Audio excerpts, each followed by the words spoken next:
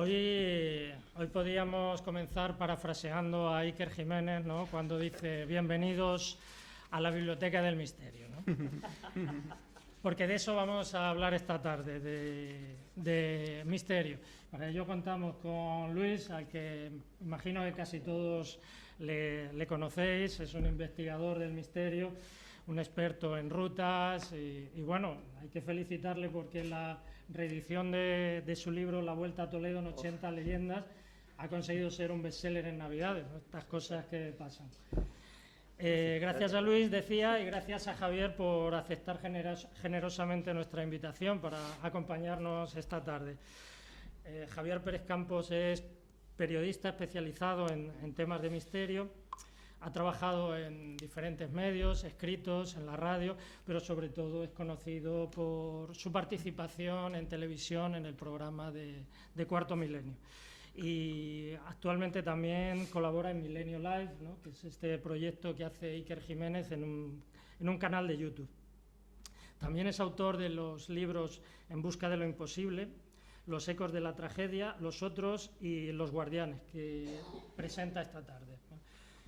Bueno, yo sin más voy a ceder la palabra a Luis, que va a hacer una presentación más detenida, y luego escucharemos a Javier y tendremos oportunidad de charlar con él, hacerle preguntas y por último pues también firmará ejemplares de su libro. Así que pues nada, sin más, vamos Luis. Hola, buenas tardes. Gracias, Antonio, por invitarme otra vez más. Me estoy especializando en presentar a compañeros y compañeras, amigos de Cuarto Milenio. Veníamos subiendo, cuando subíamos ahora en el coche, estábamos comentando que la última vez que coincidimos fue también en otra historia vinculada a Cuarto Milenio. Bueno, Iker Jiménez, una historia de unos viajes fantásticos, pero que curiosamente nunca habíamos coincidido en el plató. Aún así, los que sois seguidores del programa del chico este que está empezando, sabréis que Javier se prodiga mucho, igual que en Milenio Live. También, lo que pasa es que no me ha dado tiempo, ¿no? Estaba a punto de medio engañarlo para hacer alguna cosa de Milenio Live, que ya sabéis que eso es en directo. Hemos hablado de un sitio fantástico, de enterramientos rituales en Toledo, y gente que se dejó morir y se quedó allí mirándose unos a otros. Pues una historia fantástica que tal vez cuaje y que seguramente exponga si tiene a bien, en su próximo libro. Yo voy a estar solamente 5 minutos para intentar convencer a Javier de que tiene que volver a Toledo y que ha elegido muy bien la ciudad. Que tengo aquí a Carmen, a Cristina y a Antonio, han tenido la deferencia de bajar este fantástico libro que tenemos aquí, que es el Zohar, el libro del esplendor, escrito por otro compatriota, porque aunque se supone que lo escribió un tal Mosé de León, el hombre, si era ese, había nacido en Guadalajara, aunque también hay quien asegura que lo escribió un rabino de Toledo. Este es un libro guardián del edificio, es un libro protector, está en arameo. El Zohar, si no estoy yo equivocado, vino a Toledo pues un poco para proteger, para hacer de guardián del edificio y por ende de los que estamos aquí. Así que estáis bajo la protección de este fantástico ejemplar, que fue un libro clave de la mística judía y es un libro clave de la Cábala, ¿no? La Cábala, de hecho, lo ha mandado el Instituto Internacional de Cábala de Israel, si Carmen o Cristina no me corrigen. Así que estamos bajo el guardián de este libro, que insisto, es un libro que puede ser que se gestara en Toledo. Así que entre Guadalajara, Toledo y Ciudad Real, que es este muchacho de aquí, que no voy a decir su edad porque es una grosería, pero en fin, que tiene 31 años, estamos en Castilla-La Mancha. Como Antonio ya ha resvelado la actividad profesional del periodismo vinculado básicamente a estas cuestiones, me voy a centrar más voy a hacer una especie de pequeño juego para convencerte de que has elegido muy bien la ciudad, porque el libro, no dudo que después de la Vuelta a Toledo en 80 leyendas, este es el regalo perfecto para el Día del Padre y para San Valentín. Yo lo dejo ahí en alto y ya está, ¿no? Bueno, el libro básicamente va de muchas cosas, ¿no? Pero básicamente va de ángeles, va de momias y va de guardianes. Y de estas tres cosas sabemos mucho en Toledo. Imagino que, si Javier tal vez no lo sepa, hay una versión mitológica del origen de la ciudad de Toledo, que decía que estaba protegida en tiempos del rey Túbal, el guardián que la protegiera un dragón. Los dragones siempre han sido los guardianes y los custodios, a veces de tesoros, a veces de secretos. Un dragón que el rey Túbal es capaz de domesticarlo y que el pueblo le hacía mandar recados. Lo llevaba desde aquí, desde el edificio, desde la explanada que hoy está el Alcázar hasta la iglesia de San Román, le llevaba comida allí a unos vigilantes que había en una atalaya. Por si Javier no lo sabe, el dragón más famoso de este país es la tarasca de Toledo. Este es un bicho absolutamente descomunal, que no custodia, en este caso, secretos ni tesoros, pero que es custodio y guardián de la fe de muchos toledanos, ¿no? Y hubo un profesor del que veníamos justo hablando en el coche, que se llama Fernando Barreda, que descubrió que ese pintor inmortal, que es el Greco, pintaba dragones y seres serpentarios en una inmensa cantidad de sus cuadros. A partir de cierto momento en el que entra en contacto con un círculo, pues no sé si bien de alquimistas, pero en cualquier caso de iniciados, si uno mira con detenimiento, y sobre todo si lee lo que publicó este hombre, Fernando, veréis cómo uno descubre los dragones ahí. Así que de dragones sabemos mucho. También va de ángeles, y Toledo es una ciudad muy vinculada a los ángeles. Hubo un señor hace mucho tiempo que se llamaba Dean Escoto. Este se entretuvo en contar, tenía posibilidad de ver el cielo y contó los ángeles. No sé si sabes esta historia.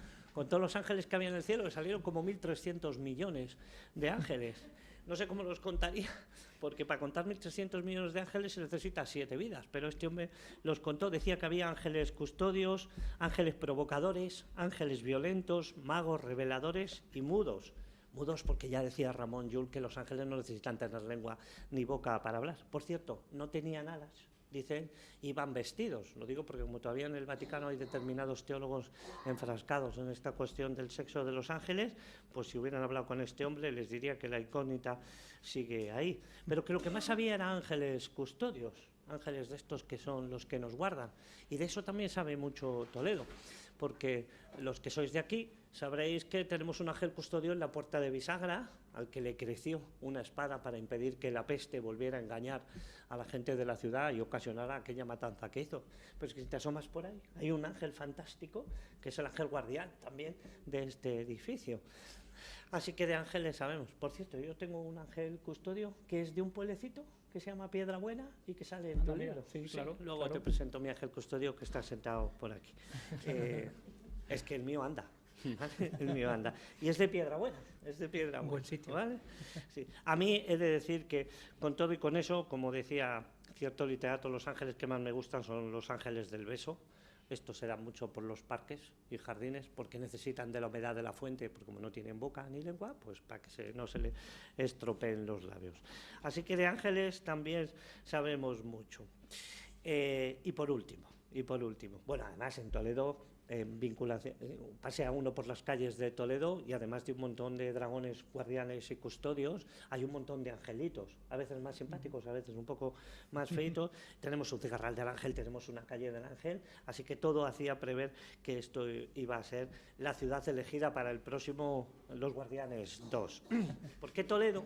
Además, esto no sé si lo sabes, se convirtió en una especie casi de pesadilla en la época de Felipe II, porque era una vidente muy vinculada a Toledo, procesada por la Inquisición, Lucrecia de León, que predijo el desastre de la Armada Invencible y otra serie de cosas que tenía absolutamente acobardado a este hombre, a Felipe II. Ella predijo una invasión de los turcos y dijo que solo se iban a salvar los que estuvieran guardados por la muralla de Toledo y el amparo de la Virgen del Sagrario, o en la cueva Sopeña, que todavía nadie ha encontrado, como tú bien sabes, pero que estaba a orillas del Tajo. Así que solo los que nos guardáramos al amparo de la muralla eran los que se iban a salvar. Afortunadamente aquello no se produjo y ahí se equivocó esta vidente. Y como de guardianes va, Toledo ha guardado, y esto lo sabes bien, Javier, lo ha guardado durante mucho tiempo un secreto que no sabemos si todavía lo continúa, ¿no? Y es que aquí se guardó la mesa de Salomón y esa reliquia sagrada de la cristiandad, en versión de un alemán, de Wolfram von Eschenbach, que era el Santo Grial. Lo guardamos en Toledo y ese cáliz, que se custodiaba en el castillo de San Cervato, era el guardián de los toledanos que entonces habitaban en el castillo. Y lo último, para que veas que de guardianes sabe mucho Toledo, la comunidad franciscana de Toledo, que ya decía un historiador que era Alcocer, que existió aquí al menos desde el siglo XIII, que ha tenido un par de cardenales, perdón, que eran franciscanos. La comunidad franciscana de Toledo, la de cualquier parte, los franciscanos no tienen vicario provincial, ni tampoco tienen un superior de la orden, tienen el guardián de la orden. El que comanda a la comunidad es el guardián porque es el protege. Así que de ángeles, de dragones guardianes, de murallas protectoras y de todo esto sabe mucho Toledo. Háganme caso, lean el libro, porque a los ángeles custodios, como dice un verso, se les encuentra antes como al amor si se busca. Y a lo mejor hay alguna pista en el libro de Javi que les dice por dónde tienen que buscar su ángel protector. Yo ya lo encontré, espero que ustedes lo encuentren. Muchas gracias.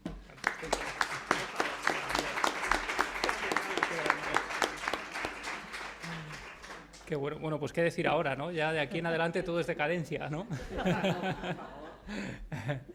Para mí es un lujo presentar el libro con buenos amigos como Antonio, como Luis, que ha colaborado mucho con nosotros, con Cuarto Milenio, trayéndonos algunos de los mejores reportajes sobre Toledo, ¿no? Sobre el Toledo oculto.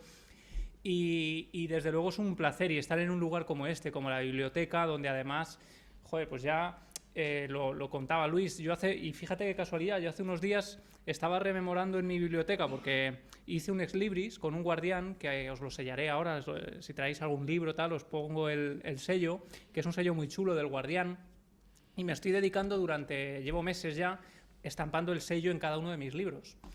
Es imposible de acabar con esta misión, la verdad, pero eso me está permitiendo descubrir un poco la biblioteca, porque a veces compras muchas cosas, las vas guardando y casi no tienes tiempo de consultarlas, ¿no? Y de vez en cuando estás buscando sobre un tema, pues llegas a ese libro y empiezas a documentarte con algo que casi ni recordabas tener, ¿no? Y lo bonito del ex libris es eso.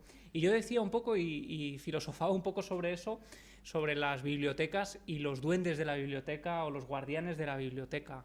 En el fondo, cada libro es una historia, y comentaba Iker precisamente en la reflexión del domingo pasado que los libros no llegan porque sí, ¿no? Que en ocasiones los libros tienen algo que contarnos. Yo hago algo que es un auténtico sacrilegio, que es subrayar los libros, y en ocasiones, cuando vuelves a ellos después de 2 años, por ejemplo, resulta que estás subrayando cosas nuevas que en su momento habías pasado por alto y que quizá no te interesaban. Con lo cual, hablamos un poco de la magia de los libros, y un sitio como este es un santuario, creo yo, para hablar de esto precisamente. Me gusta mucho también que Luis se haya referido a los guardianes de múltiples formas, ¿no? De dragones guardianes, ángeles guardianes, porque en el fondo ese es un poco el espíritu del libro. El libro no es sobre ángeles de la guarda. Los ángeles de la guarda, por supuesto, están en los guardianes, pero es mucho más. En el fondo, el misterio de los guardianes nos acompaña prácticamente desde el origen de la humanidad. Hay cientos de relatos a medio camino entre lo legendario y las crónicas que nos hablan de este tipo de encuentros. Posteriormente están los relatos periodísticos, entrevistas en el New York Times, por ejemplo, con el último superviviente que el 11 de septiembre de 2001 salió de la Torre Sur y relató que había sido gracias a una voz que le había dado indicaciones precisas para abandonar un edificio. Con toda esa información, yo voy dándome cuenta de que uno no puede dedicarse a ofrecer solo un punto de vista o solo una perspectiva. Yo creo que la riqueza de la investigación está en la investigación desde diferentes perspectivas, ¿no?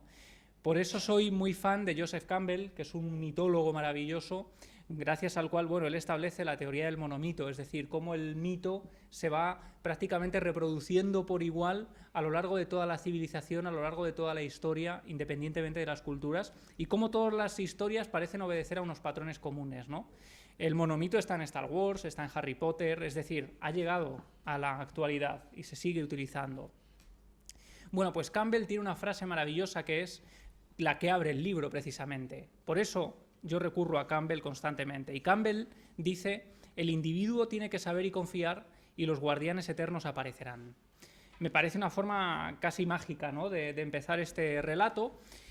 Y lo interesante, como digo, es ahondar en un fenómeno desde diferentes disciplinas. Para mí, para que entendáis el momento en el que yo empiezo a interesarme por el fenómeno, aunque en el misterio, ¿verdad, Luis? Muchos habíamos oído hablar ya del tercer hombre, de este tipo de historias de alpinistas, por ejemplo, que habían tenido encuentros en la montaña. Pero mi momento de shock viene en mi viaje de novios. Yo estoy con Celia, con mi mujer. Bueno, pues estamos en Nueva York. habíamos ido a la escalera del Exorcista en Washington, no sé cómo no me mata mi mujer, porque cada vez que salimos de viaje, aunque sea por ocio, terminamos yendo a escapaditas del misterio, ¿no? Y yo la llevo un poco engañada, ¿no? Para que tampoco se asuste demasiado. Bueno, la escalera del Exorcista, la casa de Paul... Y finalmente terminamos en Nueva York, en un lugar que nos impactó mucho, que es el Museo del 11S. El Museo del 11S, para quien no haya estado allí, bueno, Nueva York es una ciudad que crece a lo alto, llena de rascacielos, llena de luz, y de pronto, en el lugar donde se encontraban las Torres Gemelas, se ha construido un museo que está bajo tierra. Uno tiene que descender metros y metros, entrar en una especie de sótano bien iluminado, muy moderno, pero donde uno se encuentra cara a cara con el horror. Con las vigas destrozadas y giradas, con camiones de bomberos destrozados, con DNIs, documentos de identidad, pasaportes de algunas de las personas que estaban allí trabajando, todo tipo de enseres personales que nos hacen revivir la tragedia prácticamente. Esas imágenes que yo creo que no olvidaremos nunca, ¿no?, de los aviones estrellándose contra las torres. Bueno, pues resulta que hay una sala que a mí me impactó especialmente, una sala prácticamente 2 veces como esta en la que nos encontramos, con fotografías desde el suelo hasta el techo, fotos en blanco y negro, fotos en color, que son las imágenes de las víctimas, de la gente que no pudo salir de allí ese 11 de septiembre. Aquello nos impresionó muchísimo a los dos, ¿no? Yo creo que salimos de ahí un poco, afectados por la densidad del ambiente, y yo le conté a Celia, salimos de allí, fuimos a tomar un café, y quizá buscando un poco la luz, en torno a toda esa oscuridad que acabábamos de absorber y que llevábamos dentro, le conté la historia que yo había leído en el New York Times de un superviviente de las Torres Gemelas que manifestó que había salido de allí guiado por una voz que le había dado indicaciones precisas y que le había conducido a la salida.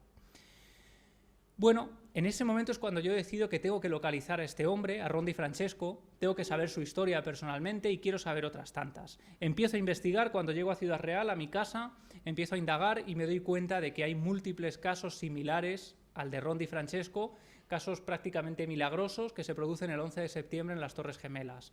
No solo eso, hay un escritor y un investigador que es John Geiger, que es famoso, digamos, porque es el que lanza al gran público la teoría del tercer hombre, las historias de encuentros en la montaña, de alpinistas, también de submarinistas, que en situaciones de riesgo y de peligro absoluto sienten una presencia que les guía. Y John Geiger hizo una cosa muy interesante. Después de publicar El tercer hombre, el libro que le hace famoso, digamos, en el ámbito de la sociología, del misterio, pues lleva a cabo un proyecto que es el factor tercer hombre. En Internet decide abrir un foro para que la gente pueda contar sus propias historias.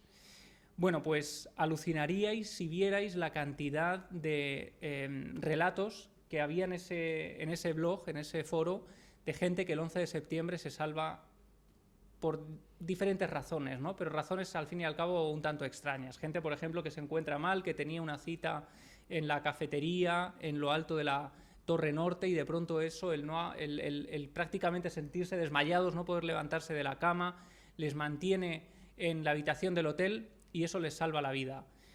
No solo eso, cuando yo estoy investigando todo esto, resulta que en una cafetería de Madrid, del centro de Madrid, y esto es increíble, que me pasó hace poco con la salida del libro precisamente, por eso digo también que las aventuras, que las investigaciones nunca te abandonan, ¿no? Estábamos en un hotel del centro de Madrid, hablando yo con un periodista del caso de Ron DiFrancesco, de este superviviente del 11S, y resulta que una pareja que están en la mesa de al lado y un periodista, el periodista se queda pálido, de pronto se acerca a nosotros a la mesa y dice: perdonad que os interrumpa, pero es que la pareja que tengo, a la que estoy yo entrevistando, son 2 supervivientes del 11 de septiembre.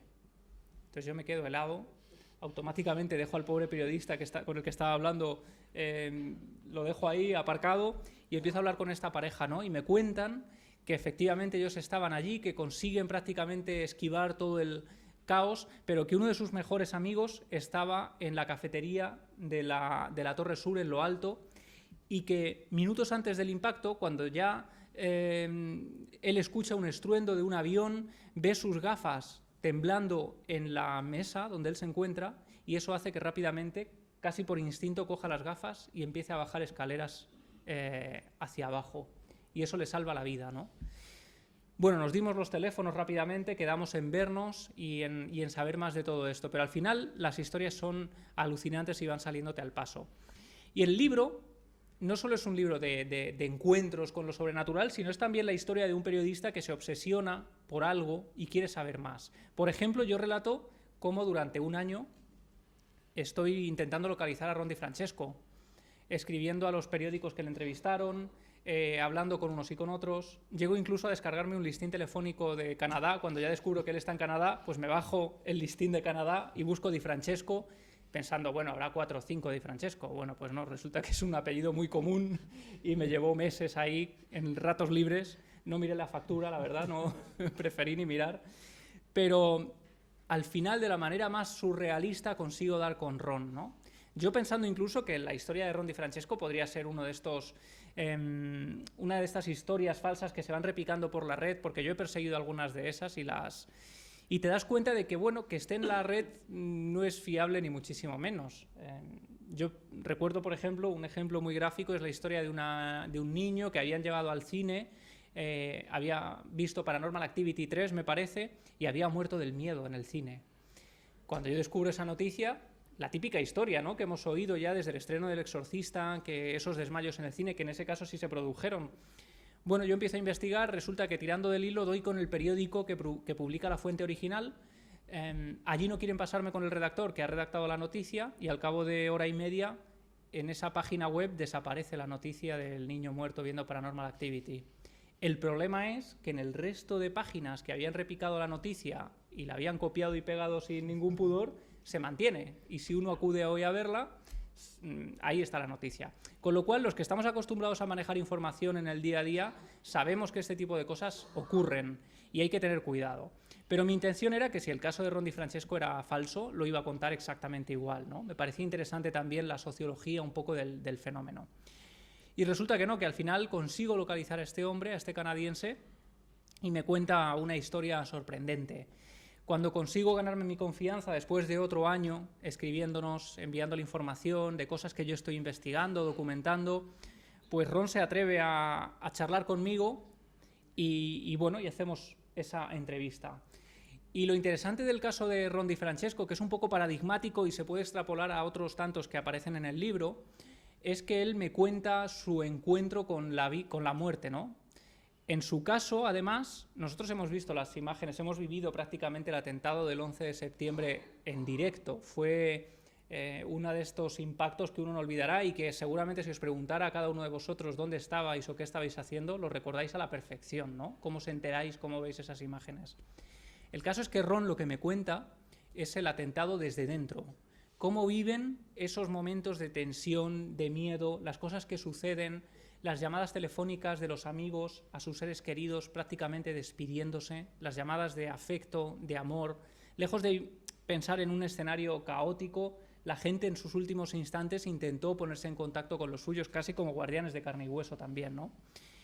Y el caso es que en un momento dado ellos, Ron DiFrancesco es un broker, está en la Torre Sur, trabaja en Eurobrokers, en la planta 84, supongo que en Cuarto Milenio pudisteis verlo, pero básicamente lo que él relata, para quien no viera el programa, porque después de entrevistarle le convencimos para venir al programa, pues Ron empieza a bajar hasta la planta 81 y allí se encuentran a una persona, una mujer que dice que está todo en llamas, que está todo destruido, que parece un escenario de guerra y que lo que tienen que hacer es subir hasta la azotea para que les evacúen en helicóptero.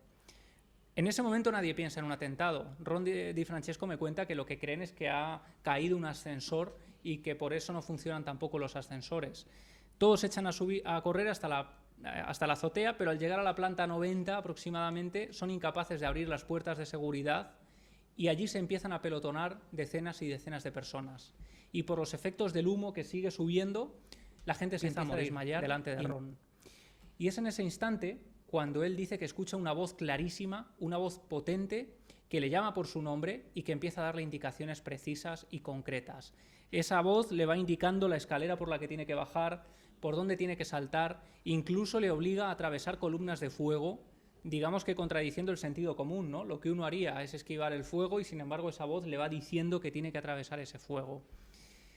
Cuando Ron llega por debajo de la planta 78 aproximadamente, ya ha conseguido, digamos, evadir la zona del impacto, y él dice que a partir de entonces la voz desaparece por completo y deja de sentirse acompañado. La voz no viene sola, viene acompañada por una sensación de presencia que le abandona repentinamente, justo en el momento en el que él ya puede echar a correr sin más, escaleras abajo, hasta llegar a la entrada, al hall de la Torre Sur, y es ahí cuando ve una inmensa bola de fuego que se dirige hacia él y él cae desmayado.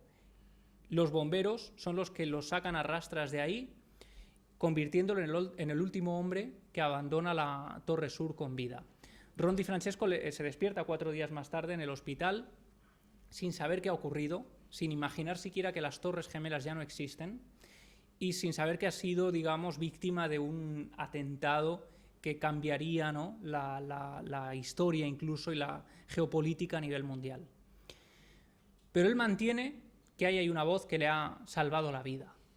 Lo interesante, yo le empiezo a contar a Ron que hay otros casos similares al suyo a lo largo de toda la historia y que incluso en la antigua Grecia, por ejemplo, yo relato aquí algunos encuentros, por ejemplo, con muertos agradecidos.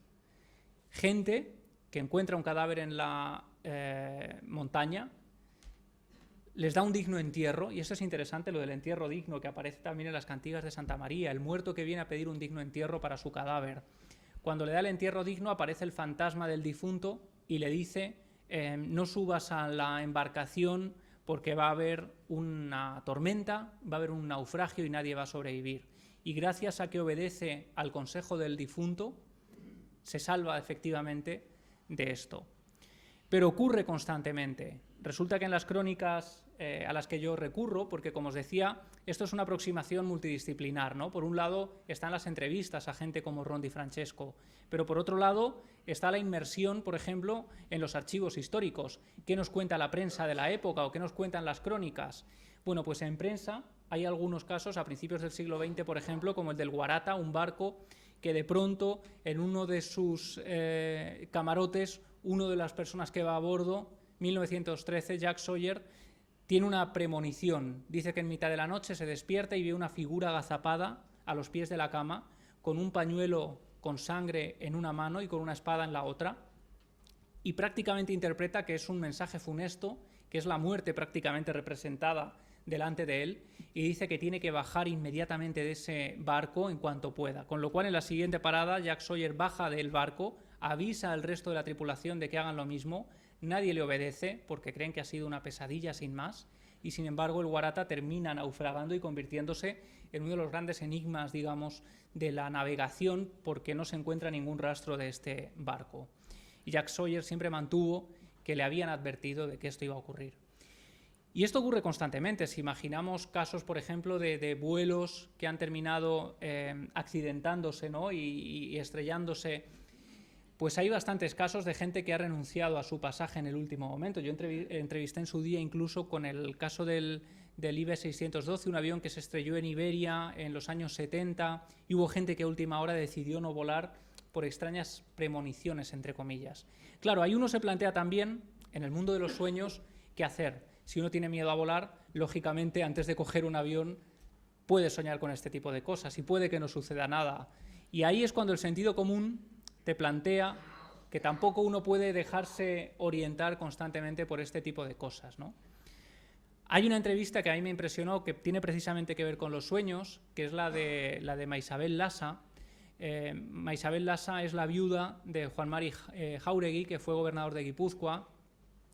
Él se habían incluso exiliado de España, habían vivido en el extranjero, y después, a su regreso, al cabo de un tiempo, Juan Mari no había tenido ningún tipo de amenaza por parte de ETA en los últimos años, pero un día Juan Mari tiene una entrevista con un viejo amigo al que quiere ver además en una cafetería cercana a su casa, y cuando me contaba Maisabel, nunca se le olvidará el día en que Juan Mari, subido en el coche, está abriendo la puerta del garaje, baja la ventanilla, se queda mirando a Maisabel y le dice: Maisabel, he soñado esta noche que hoy me matan.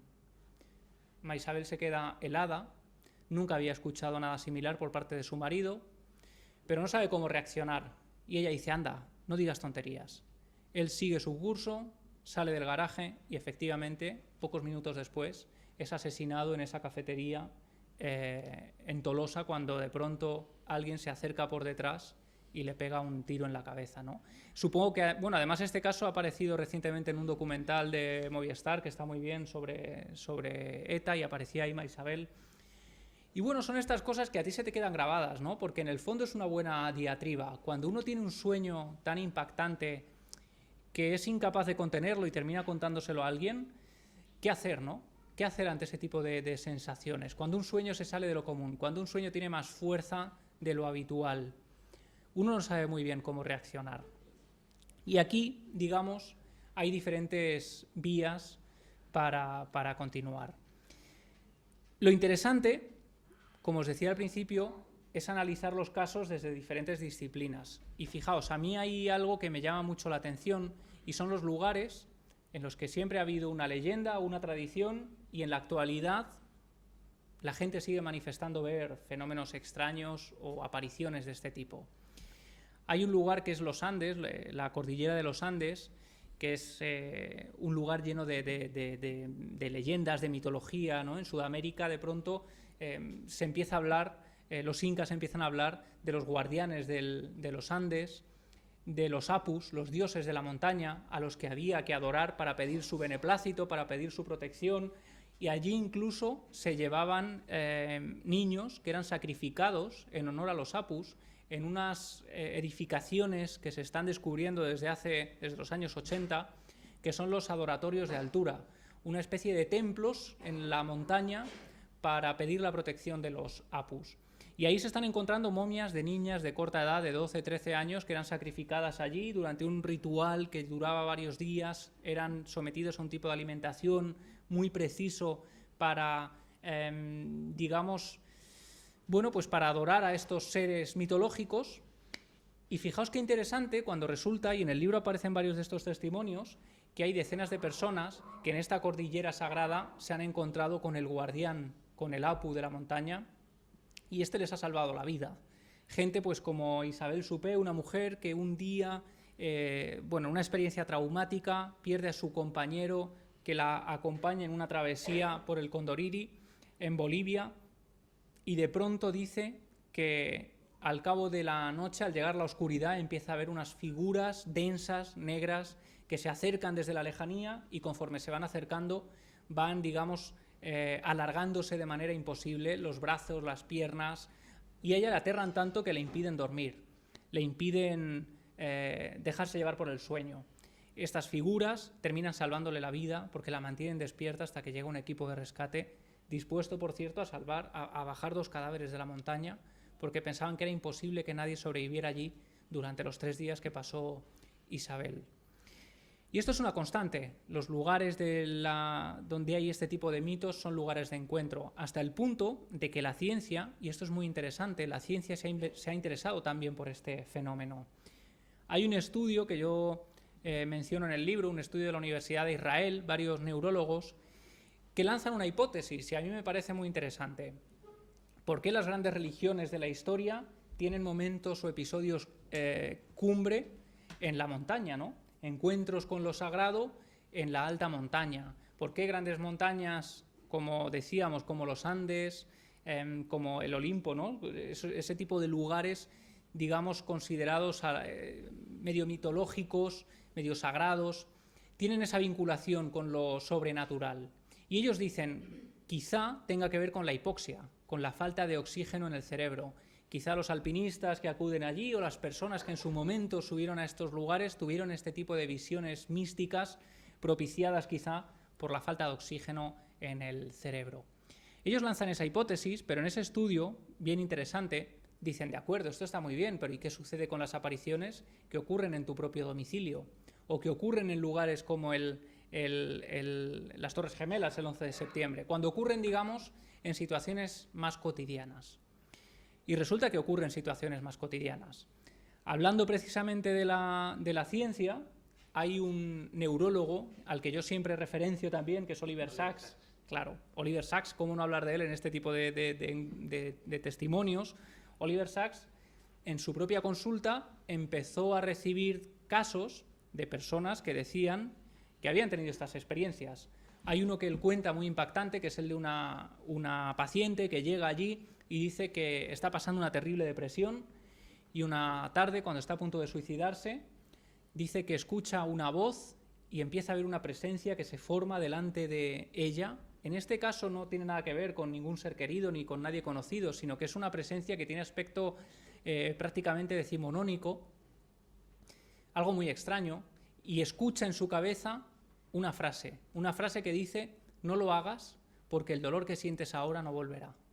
Y esa frase, aparentemente tan simple, resulta tan impactante en su interior, que hacen que esta mujer tire las pastillas que iba a tomar y deje de lado esa idea que tenía hasta ese momento. Va a la consulta de Oliver Sacks a relatarle lo que le ha ocurrido. Él toma nota de todo ello y es un científico de mente abierta. No imaginaba que él mismo iba a terminar convirtiéndose en testigo de este fenómeno, porque a Oliver Sacks le encantaba salir a pasear, le encantaba el senderismo y lo hacía solo, que esto es una dinámica también habitual en los encuentros con los guardianes. Suelen ocurrir en momentos de soledad, aunque no es tampoco lo habitual, no ocurre solo cuando uno está en soledad, pero ocurre de forma más habitual en esos casos, ¿no? Oliver Sacks, cuando está cruzando un río, se disloca la rodilla, siente un dolor terrible, es casi incapaz de salir del río, se ve empujado por la corriente y finalmente consigue llegar a la orilla. Allí se marea, empieza a sentirse cada vez con más flaqueza, más cansado, más agotado, es incapaz de seguir y empieza a dormirse, a tener un sueño muy profundo. En lo más hondo, Oliver Sacks sabe que si se deja dormir, las temperaturas van a caer por debajo de los 0 grados, que en ese bosque no hay posibilidad para salir con vida si se queda allí de noche mojado en esas circunstancias. Y es entonces cuando empieza a escuchar una voz rotunda, que una vez más, fijaos en la similitud con el caso de Ron DiFrancesco, le llama por su nombre, es una voz rotunda, una voz a la que es imposible desobedecer, dice Oliver Sacks, y que le empieza a marcar el ritmo, le dice que tiene que levantarse de ahí, que tiene que echar a andar y que tiene que abandonar el lugar. Y esa voz se convierte casi en una marcha militar, una voz que le va diciendo 1, 2, 1, 2, 1, 2, le va marcando el paso hasta que Oliver Sacks llega al aparcamiento donde él tiene su coche y ahí desaparece por completo esa voz. Fijaos qué manera tan bonita de expresar las cosas. Oliver Sacks dice que esta es la voz de la vida, la voz que surge cuando todo está perdido. Y me parece una forma maravillosa, ¿no?, de denominar a este fenómeno, porque en muchas ocasiones es una voz. Hay otros casos en los que uno llega a percibir la imagen de un ser querido, de alguien a quien reconoce como su padre fallecido tiempo atrás. Y hay casos que son todavía más extraños, que no me gustaría tampoco contaros demasiado, pero bueno, en el fondo estamos aquí para contar historias, ¿no? Y esta es una historia que a mí me impacta especialmente, que es la de Aaron Ralston. No sé si habéis visto una película que se llama 127 horas, de Danny Boyle, donde aparece este encuentro. Aaron Ralston en el año 2003 era un estudiante de medicina que, bueno, él amaba también el deporte extremo, el senderismo, y se va al Blue Canyon en Utah. Había quedado con sus compañeros para hacer descenso de cañones, pero sus amigos en el último momento se echan atrás y se queda solo con el plan y decide seguir adelante completamente solo. Así que Aaron Ralston llega hasta allí en su coche, baja su bicicleta, empieza su jornada y en un momento dado se produce un tropezón. Él cae al interior de una grieta de varios metros de caída. Ese temblor, cuando él llega al suelo de piedra, produce un ligero temblor, digamos, en la zona, y una enorme piedra de varias toneladas cae desde lo alto de la grieta hacia la cueva donde él se encuentra. Y en un acto prácticamente instintivo, él coloca su brazo derecho sobre su cabeza para protegerla, con la mala suerte de que la enorme roca cae aprisionando el brazo entre esa roca y la pared de piedra que estaba al lado de Ralston. Empieza a forcejear, intenta sacar de ahí la mano, no lo consigue y se da cuenta de que está completamente atrapado en ese lugar sin ninguna posibilidad de que nadie le escuche porque por allí no pasa nadie. Ralston llega a pasar 7 días en ese sitio, en esa oquedad, sobreviviendo con poco más de 1 litro de agua y 2 o 3 barritas energéticas. en un acto de supervivencia, recicla su propia orina para intentar sobrevivir.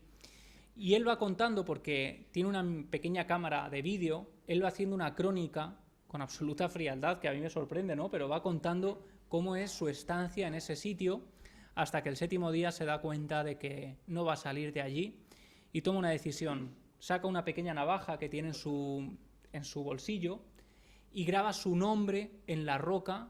Aron Ralston pone su fecha de nacimiento y la fecha en la que se encuentra ese día, porque sabe que no tiene muchas más posibilidades, que el tiempo se agota. Coge su videocámara, lanza un mensaje a su madre, le dice que es Aron Ralston, pensando en las condiciones en las que podrían encontrarlo mucho tiempo después. Y en ese momento, Ralston, medio desmayado, medio en sueños, tiene una especie de visión en la que se ve a sí mismo correteando con un niño rubio, de ojos claros, en un salón que él no reconoce, y se da cuenta de que tiene al niño cogido sobre los hombros y en un gesto se da cuenta de que ese yo del futuro no tiene mano. En ese momento vuelve en sí y se da cuenta de que ha obtenido la respuesta en una especie de sueño. De alguna manera tiene que deshacerse del brazo, que es lo que le está atando a ese lugar. En un momento dado él se lo había planteado, sin duda, pero no tenía fuerza, no tenía coraje para llevar a cabo una decisión como esa. Pero de pronto se había visto a sí mismo con un niño y él sabía en ese momento que ese era su hijo del futuro y que había una oportunidad para él. Y es entonces cuando con esa pequeña navajita decide amputarse el brazo, ¿no?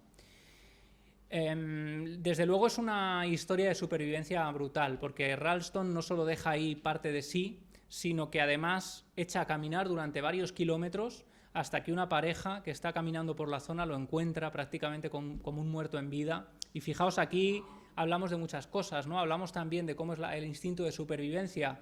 En ese instante es cuando la adrenalina abandona por completo a Aron Ralston, cuando él sabe que está a salvo, cuando sabe que está en manos de otras dos personas, y es ahí cuando se desmaya por completo y Ralston vuelve a despertar en el hospital.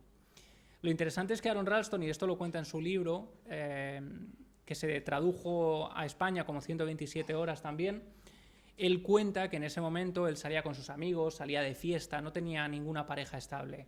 Poco después del accidente conoce a una mujer, termina casándose con ella, tiene un hijo con ella y cuando el niño cumple los 4 años se da cuenta de que es exactamente el niño que había visto en esa grieta un día en completa soledad cuando estaba prácticamente abrazado a la muerte, ¿no?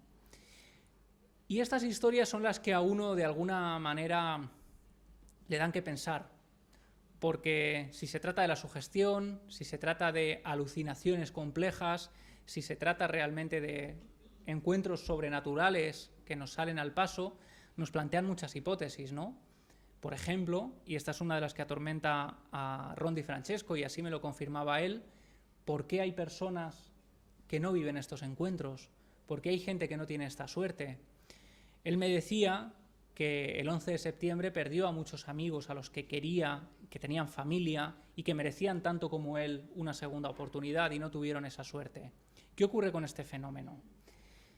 Él dice que en el fondo eso le hacía sentir culpable. Es interesante también, ¿no?, la perspectiva y cómo a veces nuestra mente nos bombardea y no es ni mucho menos amiga nuestra, ¿no? Nos lanza mensajes que nos atormentan sin ningún sentido. Y Ralston decía que quizá todos tengamos guardianes, pero no todos estemos preparados para escucharles.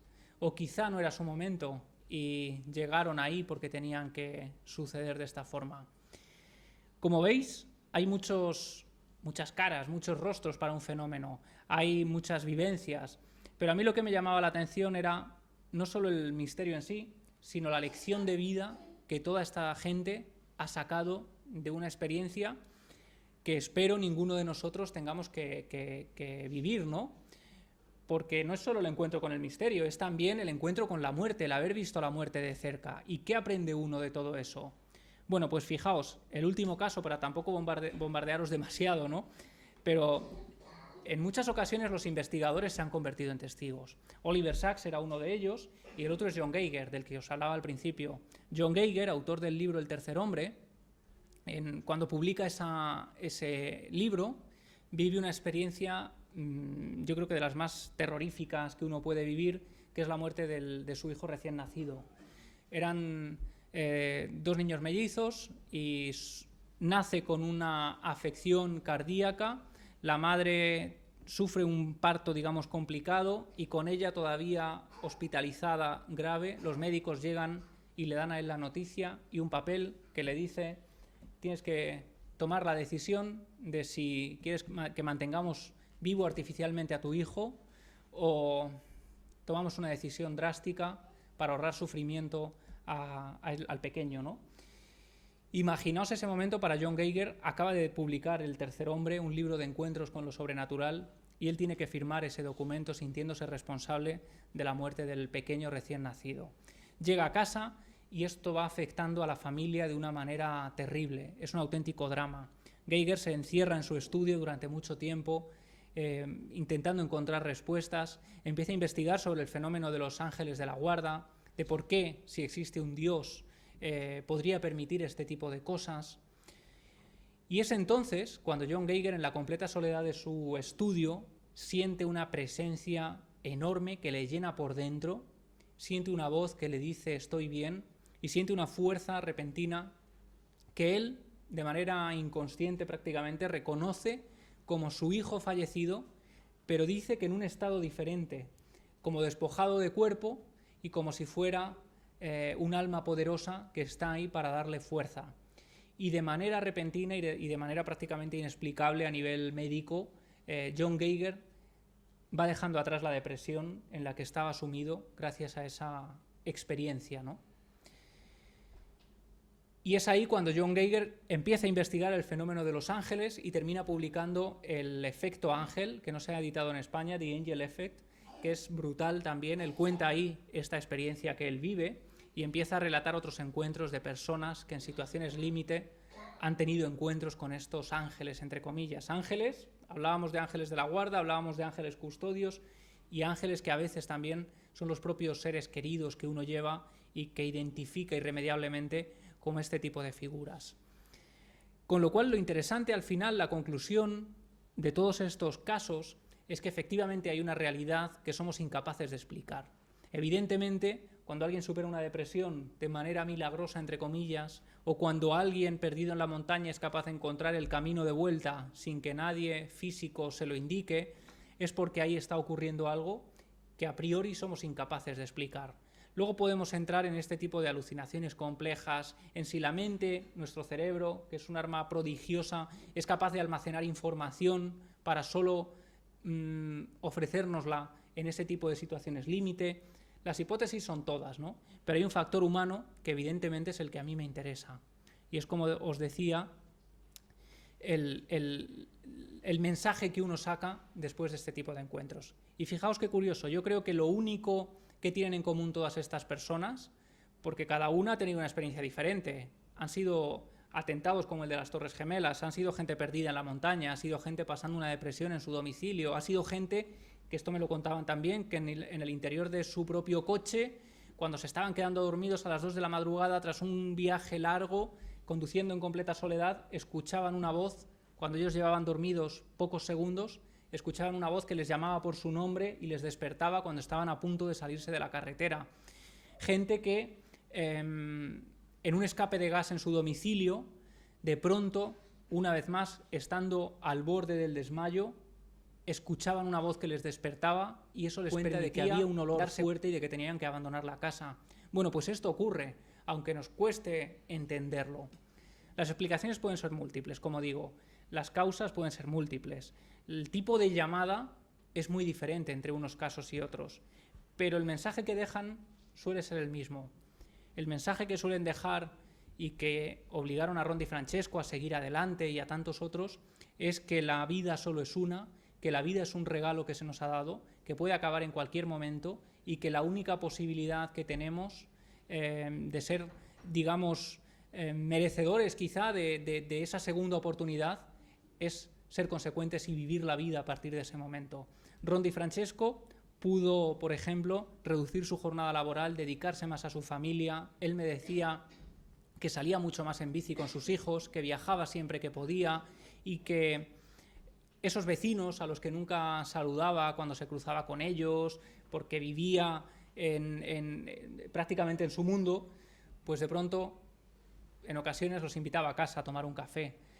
Se había vuelto más amable con la vida, ¿no? Porque se había dado cuenta del valor que tenía y de lo delicado que era el equilibrio en ocasiones, el seguir adelante.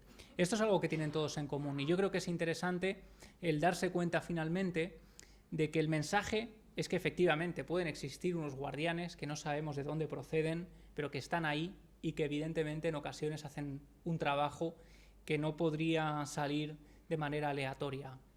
Pero hay un mensaje más profundo y es que quizá también nosotros podemos ser guardianes de alguien en un momento determinado y a veces sin saberlo.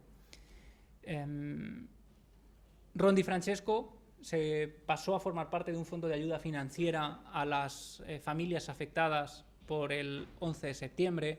Muchas de esas personas han empezado a ayudar en la manera de lo posible y muchos se han dado cuenta incluso de que simplemente dando conferencias, contando sus vivencias y contando su perspectiva sobre la vida y sobre cómo todo eso ha variado por completo la perspectiva que ellos tenían, pues servía de ayuda a muchos otros, ¿no? A gente que estaba pasando por situaciones complicadas.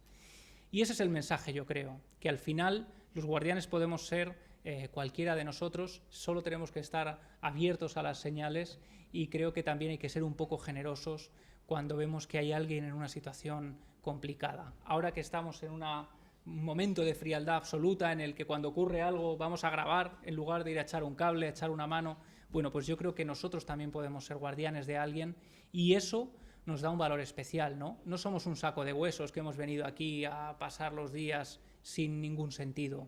Yo creo que hay algo más en el motivo de encontrarnos aquí, ¿no? Ron DiFrancesco, y termino con esto, si queréis hablamos ahora y hacemos preguntas, pero él me decía que lo que más le había animado a seguir adelante había sido la generosidad de su familia y la generosidad de sus vecinos. Vecinos, como decía, con los que no tenía ningún trato y que de repente habían pasado a formar parte prácticamente de su círculo, ¿no? De preguntarle cómo estaba, de si necesitaba ayuda, de si podían hacer algo por él. Yo creo que todo eso es bonito, ¿no? Yo creo que es bonito pensar pues que al final somos parte también de una cadena humana, como esa película que es Cadena de Favores y que me parece maravillosa. Así que yo os agradezco enormemente que hayáis venido aquí a escuchar estas historias, os agradezco que tengáis interés por un libro como Los Guardianes, que no solo es un libro de misterios, sino que es un libro humano y para mí es un placer estar con vosotros. Si queréis, pues pasamos a charlar, a hacer alguna consulta, lo que queráis. Muchas gracias.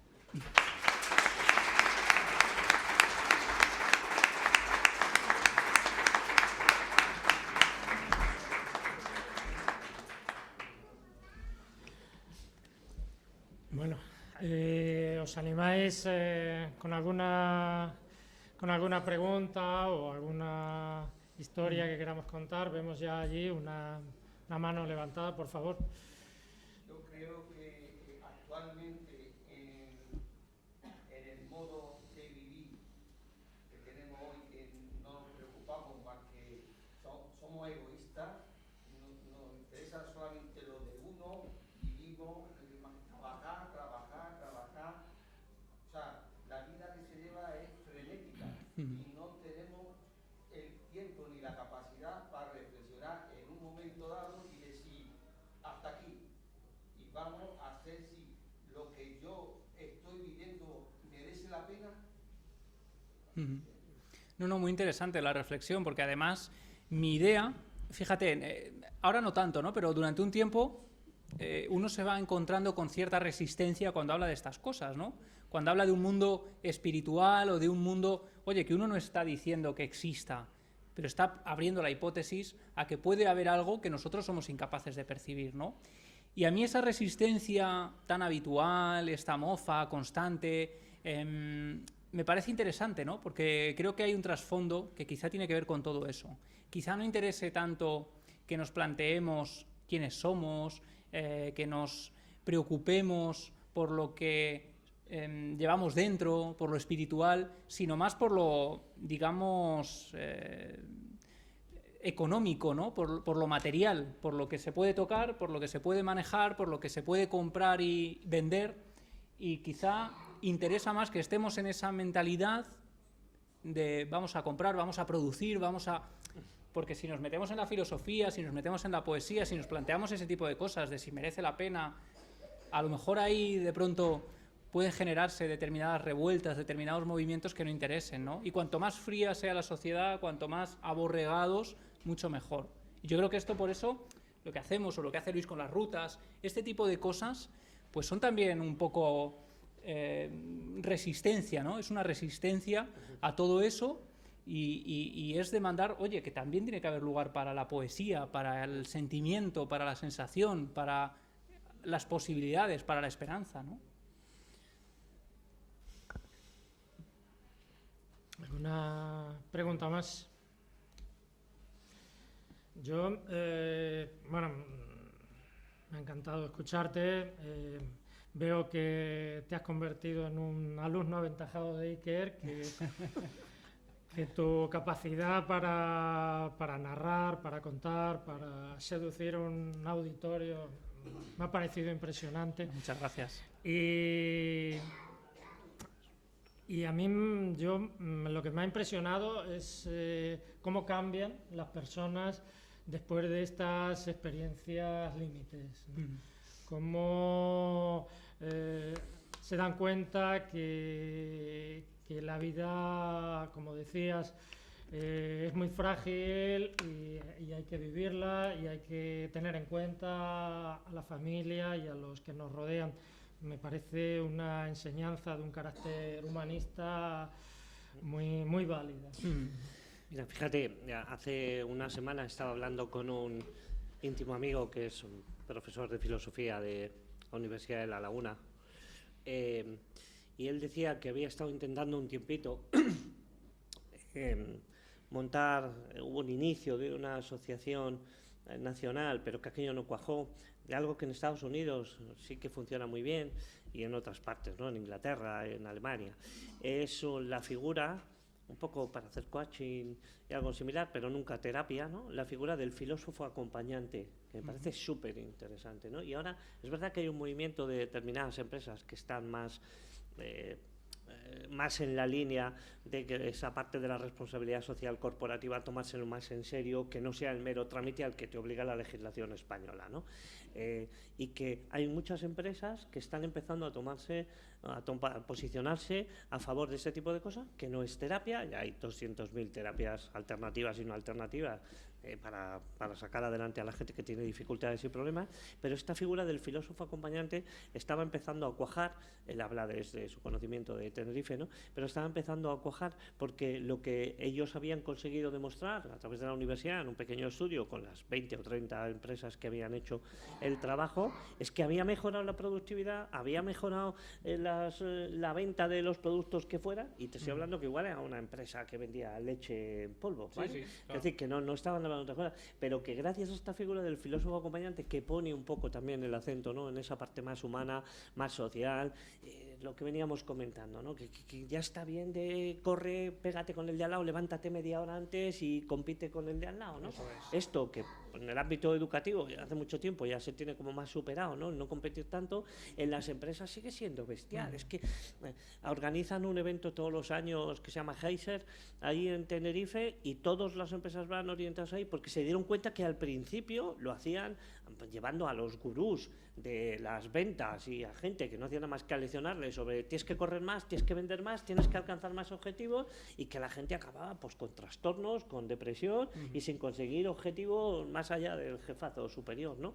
Y que es mucho más eficaz, pues un poco como lo que él se está planteando ahora, ¿no? De empresas que han puesto trabajos en Finlandia de lunes a jueves 6 horas y producen más y venden más que los japoneses que se tiran de lunes a domingo 18 horas al día, ¿no? Entonces yo creo que por ahí sí querían un poco estas cuestiones también vinculadas al mundo de los guardianes. A veces, lo que tú decías, ¿no?, a veces estos guardianes, yo decía medio en broma, medio en serio lo de mi guardián de Piedra Buena, pero es verdad, ¿no? Es gente que en un momento dado en el que estás bajo, por lo que sea, ¿no?, pues aparece como de la nada, te echa una mano y te saca adelante. Lo que pasa es que hay que querer escucharlo, Claro. es que hay que querer verlo y hay que reconocer que estás en un momentillo bajo de lo que sea, ¿no? Y muchas veces pasan desapercibidos.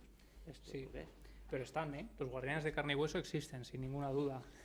Sí, están, sí. Que con lo que me estaba hablando es que nosotros trabajamos en una empresa que, bueno, los dueños de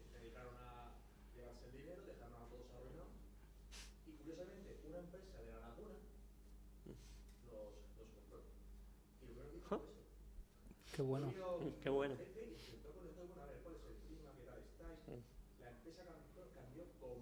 Claro. Claro. Sí, sí, totalmente. Mm. De estar con una depresión, es que pues, aquí en Illescas trabajamos aquí, habíamos 40-50 personas y más del 15-20% están de baja por depresión. La culpa no es, claro. Sí, sí, claro. Pero esta gente, tanto la producción como todo, ha cambiado completamente. Y es gente que te hace sentir que te curan, que es que... Sí, sí. Que sirves de algo, ¿no? Que la motivación ahí es importante. Y luego todo lo que han dicho de la mufa que crea estas cosas, sí, mucha mufa, pero ¿cuántas temporadas lleva Cuarto Milenio? Llevamos 15 temporadas. Y que sean muchas más. Sí, y de hecho hay gente también que de tapadillo o que a nivel popular, digamos, se cachondea y tal, y luego en privados te escriben para preguntarte, oye, me gustaría saber esto, ¿qué tal? Yo recuerdo que una vez hablábamos justo de esto y le dije a Carmen y a Iker, me contó Iker, dice, Luis, una vez alguien nos mandó un tuit y tal, un poco, ¿no?, quejándose, ¿no?, de ciertas cuestiones, ¿no? Y le decía, yo le contesté, le dije que en el programa entonces eran 13 años, yo creo, hemos entrevistado a 4 premios Nobel, hemos tenido catedráticos de 78 especialidades, más de 2.000 profesores de universidades, científicos y no sé qué, que alguien me diga un programa de cualquier televisión del mundo donde tenga ese bagaje. Luego ha habido de todo, claro, luego claro. vamos tú y yo, pero Claro. también va gente normal. También va gente normal. Ahí está el equilibrio, ¿no? Ahí está, sí. Ahí está. Mira, no sé si recordáis, pues, al hilo de lo que aparece aquí, recuerdo, igual, si te acuerdas, un programa de un científico japonés que hacía un experimento que decía, cualquiera lo puede replicar en casa, cogía 2 botes de cristal, para que veáis, Sí, ¿no? Masaru Emoto, ¿no? Sí, lo llenó de arroz y de agua, ¿no? Y entonces a uno de los botes le decía cosas bonitas y cariñosas, le leía poesía, le ponía música y al otro le insultaba y tal. El que le insultaba se podría el arroz y el otro empezaba a germinar y decía, piensen ustedes que el ser humano es el 90% de agua. ¿Cómo no nos va a importar lo que nos digan, cómo nos traten, cómo nos acompañen, cómo hagan el tránsito por la vida con la gente que está a tu alrededor? Hay gente que es muy negativa, que lo ve todo mal, siempre está protestando, siempre se está quejando, son para atrás, es gente tóxica, ¿no? Y hay otra gente pues que sonreímos más, por lo que sea, y tal. Y entonces hay gente con la que da gusto estar a su alrededor, ¿no? Y decía, ¿cómo no nos va a afectar lo que diga la gente? Si nosotros si le afecta un grano de arroz mojado en agua, ¿cómo no nos va a afectar? Y eso que es un experimento que podéis hacer cualquiera. Yo no lo he hecho, no vaya a ser que me salga bien, pero que lo podéis hacer. Tenía mucha razón aquel científico, que no era un cualquiera, ¿eh? Sí, sí, que no era un claro. cualquiera, que era todo un señor científico. ¿Alguna cosita más? Volviendo un poco al tema de por qué a unas personas les ocurre o no, yo quería saber un poco tu opinión de, ¿tú crees que está ligado a que esa persona tenga alguna especie de sensibilidad? Hay personas que en situaciones normales son capaces de ver que en su casa hay alguien o un familiar que no tiene que ver con un tema de supervivencia. Pero ¿tú crees que en un momento en el cual tu vida está al límite, que esa sensibilidad, que a lo mejor la tenemos todos o no, se manifieste en esa forma? Yo, mi teoría personal, y solo es una hipótesis, ¿no? Pero yo creo que no hay 2 cerebros iguales. A mí se me da fatal pintar y me encantaría pintar. Y por más empeño que pongo, soy incapaz de hacer algo que se salga de una casa y un muñeco ahí para que sea entendible, ¿no? Y sin embargo hay gente que tiene la capacidad y la proeza de hacerlo. Yo creo que tiene que ver con la sensibilidad de cada uno. Nuestro compañero Aldo Linares o Paloma Navarrete, que llegan a un sitio y te empiezan a contar cosas. Y ven los muertos. Claro, Con y total te normalidad. describen situaciones que tú no les has contado y que es imposible que sepan, pero ellos te están dando información que luego se puede contrastar. ¿Qué está pasando ahí? Entonces, yo creo que tiene que ver con eso, con el mundo de la sensibilidad, con el mundo de las capacidades que uno tiene. Pero ojo, no estoy diciendo que tengas que tener capacidades espirituales para esto. No quiero decir que solo gente como Aldo o Paloma pueda ver a su guardián o pueda ser salvado por el guardián, sino que es tan sencillo como hasta que uno no se vea en una situación de peligro real, es decir, de saber que la decisión que tome, de ahí depende su vida, no sabe cómo va a reaccionar. Hay gente que cuando está cruzando un paso de cebra y viene un camión a toda velocidad, se queda paralizada. Hay otros que pegan un brinco y son capaces de saltar como no han saltado jamás. Estas historias de madres que son capaces de levantar un coche que ha atropellado a su hijo, ¿no? Con una capacidad, con una fuerza sobrehumana. Yo creo que ahí, en ese tipo de matices, es donde están este tipo de encuentros. Hay gente que tiene esa capacidad, que tiene, digamos más bien, la capacidad de reaccionar de esta manera ante este tipo de situaciones, ¿no? Entre la vida y la muerte. Pero porque yo me he preguntado muchas veces, por ejemplo, de 20 personas que cogen un autobús, sabemos la historia de uno que vio algo y no tomó el autobús. Pero ¿cuántas de esas personas vieron algo y no llegaron a reaccionar? O sea, por eso era mi pregunta. Claro, claro, exacto. Ahí no lo sabremos, ¿no? Pero fíjate, yo hubo una situación en la que yo me he visto en un peligro real de decir, estoy jodido, estoy jodido de verdad. Fue en un bosque, por ejemplo, en el Nalón, en Asturias. Fui a hacer un reportaje para Milenio 3 en directo, en una zona de bosque donde habían desaparecido varios niños, donde en los años 80 incluso se denunció la presencia de un fantasma porque varios mineros que paseaban por allí, que volvían a casa del trabajo a altas horas de la noche, se encontraban con esta figura que les aterrorizaba. Llegó a haber incluso batidas para intentar dar caza al fantasma, como ha ocurrido en tantos pueblos de España. Y yo decidí pues pasar allí una noche en directo y contar en tiempo real, ¿no? Bueno, pues imaginaos, yo iba ahí como el hombre orquesta. El coche para, con los compañeros, el cámara y el ayudante de cámara, me dicen, bueno, ¿te quedas aquí entonces? Sí, venid a por mí a las 3, ya me busco yo la vida. Iba con la cámara Night Shot para grabar el reportaje para Cuarto Milenio, con el teléfono móvil a la vez, con una linterna, con los papeles para tener un poco de información, la mochila, todo lleno de cosas. Y llevaba unas lamparitas de luz química para marcarme el camino y saber por dónde tenía que volver.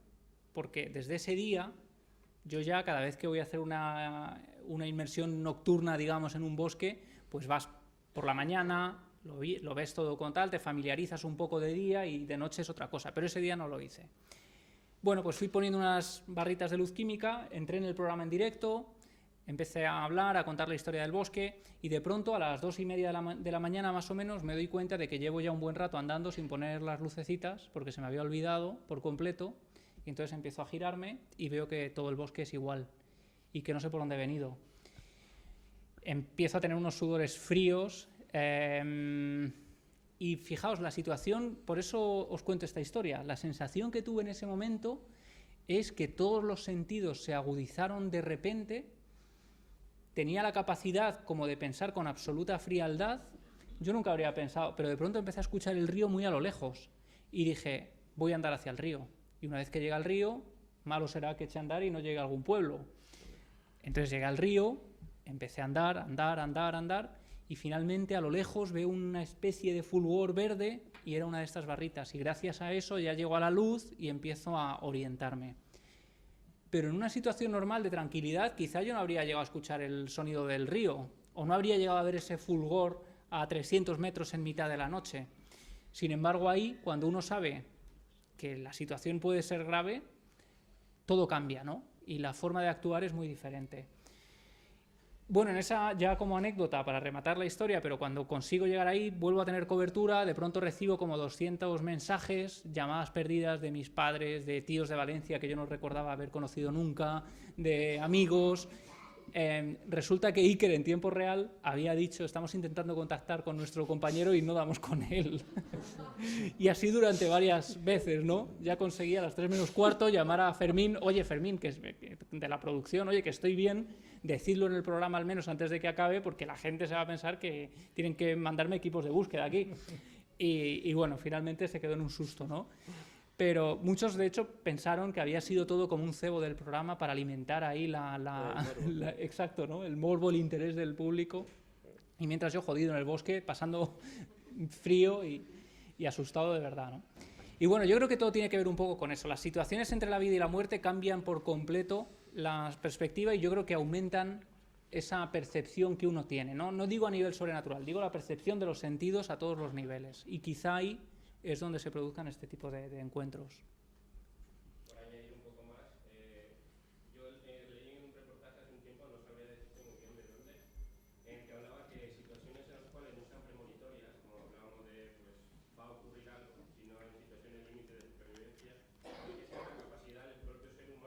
Ujú. sea, su último esfuerzo por sobrevivir, el que escuches una voz que te haga, ¿no? Sí. Por ahí.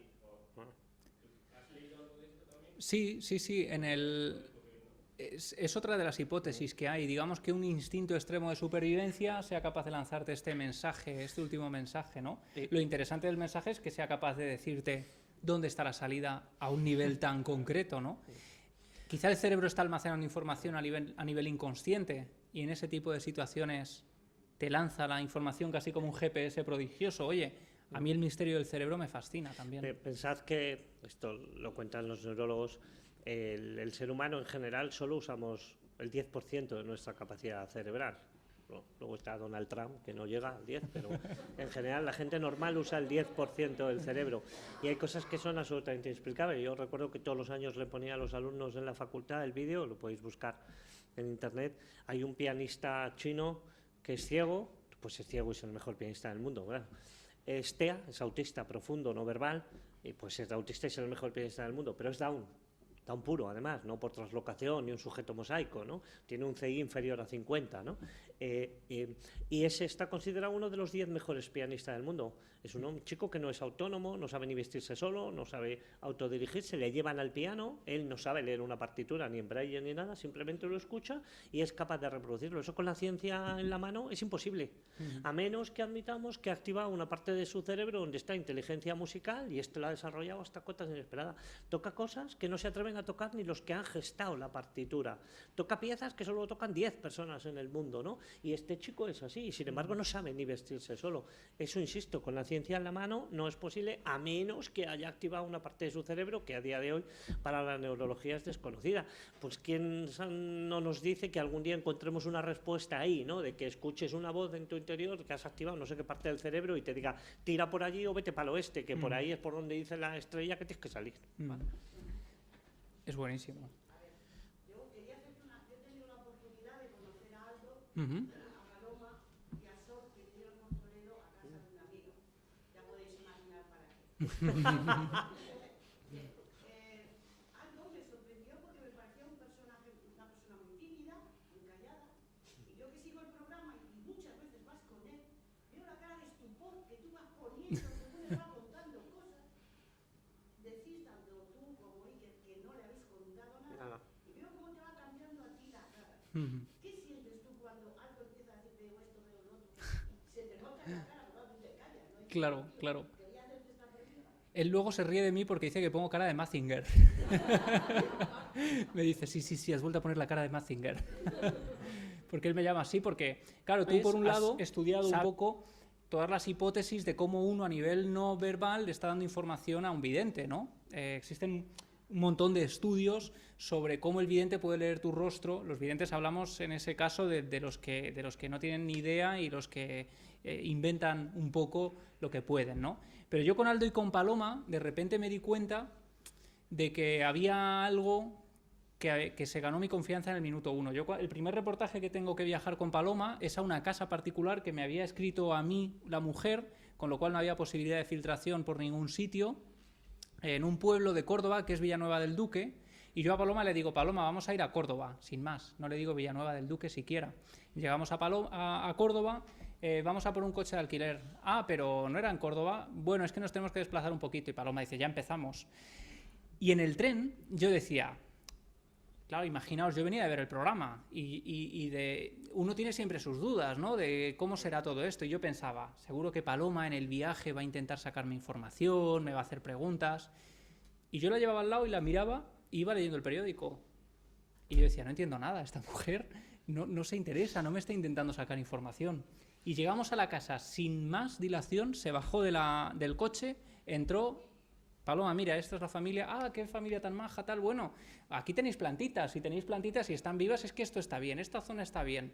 Pero mira, estos son los niños. Y le dice a uno de los mayores, le dice al mayor, uy, tú oyes cosas, eres un poco brujillo como yo. Y al pequeño le dice, ¿y tú ves? Y entonces yo recuerdo en ese momento que una semana antes yo había estado en la casa entrevistando a la familia, el niño había visto una figura como de un monje caminando por una zona concreta de la casa, y el otro niño, el hermano mayor, al que Paloma le dice, ¿y tú oyes? El niño había oído los pasos en varias ocasiones.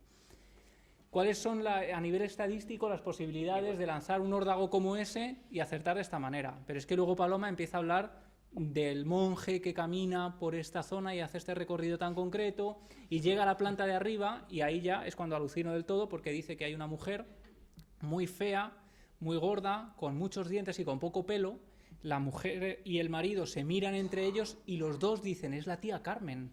La reconocen al instante, ¿no? Hostia, pobre tía Carmen. Y la pobre tía Carmen, claro, La pobre tía Carmen. se debió quedar ofendidísima. No. Y Paloma decía, No me extraña y que esta sea- mujer estaba casada con un hombre maravilloso, guapísimo, rubio, muy apuesto, parece un príncipe azul. Y ellos ya estaban alucinados. Y decían, pues la tía pasa de este muro al otro, pasa de este muro al otro. Y es que se me va todo el rato. Y se iba a la otra habitación, mira, se va para allá. Se quedaron helados porque esa habitación en la que estaba Era Paloma donde era donde dormía la señora, y esa habitación era tan grande que habían puesto un tabique en medio y la habían dividido en dos. Y la mujer estaba enfadada, caminando de un lado a otro. Bueno, pues esa es mi primera toma de contacto con Paloma, ¿no? Y con Aldo, pues la sensación es la misma, que es un hombre absolutamente normal, absolutamente tranquilo, muy calladito y que, bueno, pues que a veces nos deja sobrecogidos. Yo sé que es muy difícil porque en la tele uno piensa que todo está guionizado. Bueno, pues resulta que Iker no tiene guión, lo único que tiene es una escaleta. Y eso a veces nos vuelve locos con los invitados. Cuando llega alguien que llega por vez primera, oye, ¿qué preguntas me va a hacer Iker? Yo digo, pues no lo sé. Te vas a sentar en la mesa y hablaréis un poco de todo y tal, pero vamos a ver que será una conversación fluida, ¿no? Eso ayuda también a que la gente esté muy cómoda en el plató, se olvide de que está en un programa de televisión y se sienta parte de una charla. Pero os puedo garantizar que las primeras personas que intentamos saciar nuestras dudas somos nosotros. Si yo le diera a Aldo información no tendría ningún sentido. Estaría faltando al sentido de lo que yo estoy haciendo, ¿no? A mí me interesa y de hecho no solo eso. Yo más de una vez le he puesto trampas a Aldo. Que eso mola también, decirle, oye, vamos a ver cómo podemos engañarle y pues llevarle a un sitio que vamos a investigar en un hotel, por ejemplo, y no contarle que ese hotel es donde vamos a investigar.